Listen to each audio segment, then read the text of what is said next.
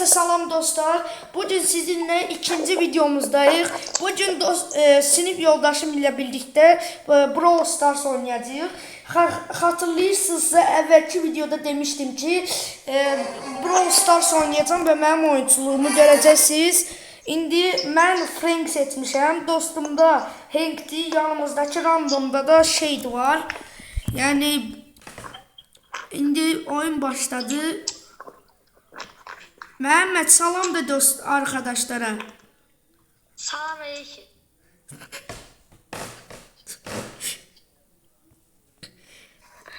Dostlar gola gedir melodi.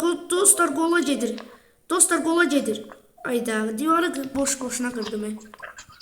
Ultiyi nahaq bastın ya ama. Hey dostlar, ultini çok nahaq bastım. Elə bildim onu öldürməyəcəklər, ona görə ultini də bastım. Olmayan dibine girecek. Ha, özür dilerim. Üstüme gelen de at buna. Ay Mehmet çok danışma.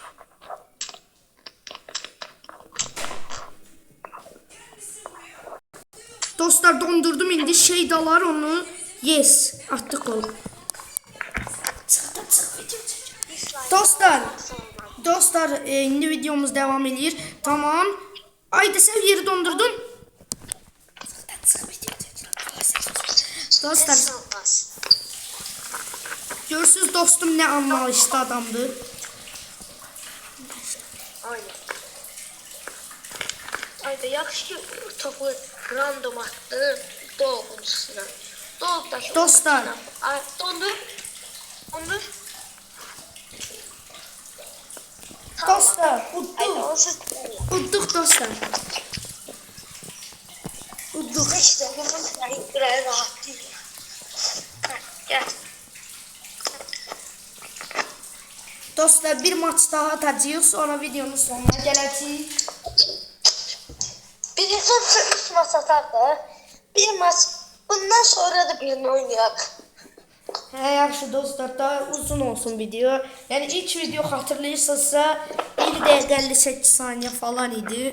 Bu defaki biraz uzun olsun ona nisbeten. Dostlar qabaqda shortslar da yayınlayacağım. Yani gələcəkdə. Yani onları da izleyin. Güzel videolar yayınlayacağım. Daha uzaklaştırın.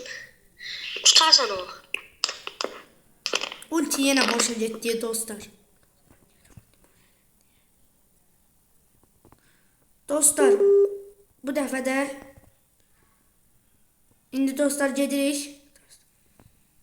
Getdik. Vurduq. Ayda dostlar olmadı. Məhəmməd və gol. Dostumun adı Məhəmməddir bu anda.